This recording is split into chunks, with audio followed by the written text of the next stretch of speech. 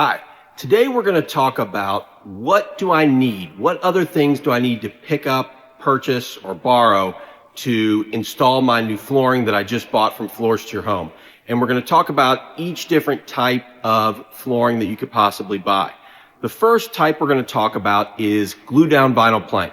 What else do I need to go out and get? What else do I need to have ready? What else do I need to borrow from a friend?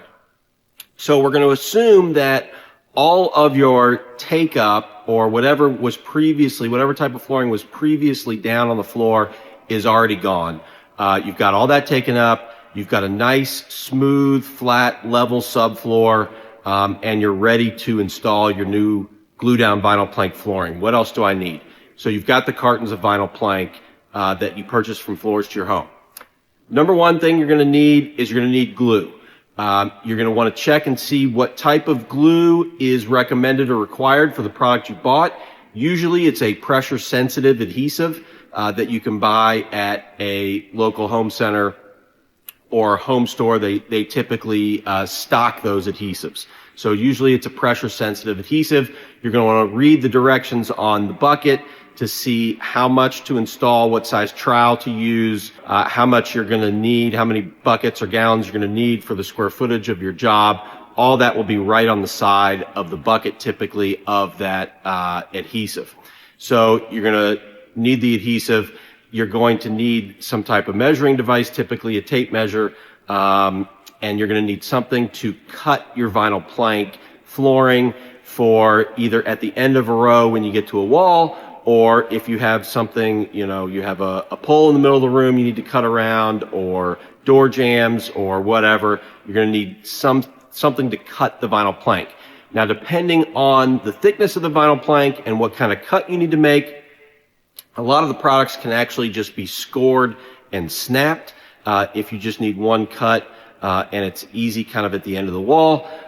If you need something a little bit more difficult to cut, or if it's a thicker product, you might need a table saw, some type of hand saw, jigsaw, whatever you prefer to use. So those are kind of the tools that you're going to need before you start your install. So you're going to follow the directions on the adhesive. You're going to lay out the adhesive. You're going to trowel it out the way that it says to do with the notch trowel it says on the side of the bucket. You're going to put your pieces down on top of the glue. Now, the next thing you're going to need some sort of either roller or some type of weighted tool to really go over top of that vinyl plank. Make sure that the vinyl plank is sticking and adhering to the glue so that it can connect. And that way you've got your subfloor, your glue, and your vinyl plank all touching and all being able to set properly with that adhesive. So you're going to do your install that way, all the way from the top of your room to your bottom. And now you've got a glued down vinyl plank in your room. What else do I need? So the next thing you're going to need is you need to trim out your walls. Now you've got a couple options here. You can use a rubber or vinyl cove base on your walls. That's typically done more in commercial spaces, less in residential spaces. If it's a residential space, typically it probably already has a baseboard at the bottom of the wall, and so then you would just need to add a shoe mold or a quarter round.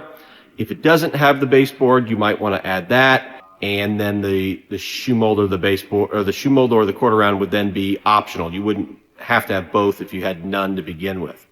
So that's going to finish the end, I should say the outside of the job, the bottom of the walls. And then if you're going from this new glue down vinyl plank to another room, you're going to need a transition piece, typically in a doorway, for example. If you're going now, if you're continuing the vinyl plank, you don't necessarily have to if it's the same level from one room to the next. But if you're going to a different type of flooring, you're going to need a transition piece there to go to something that's higher or something that's lower. Or if you're going to carpet, you're going to want some type of 90-degree angle there, like an end cap. So it's going to depend on where you're going in that doorway, what flooring it's meeting. That'll determine what type of transition piece you need. So those are really the other items you need. That's kind of the process of installing your glue down vinyl plank.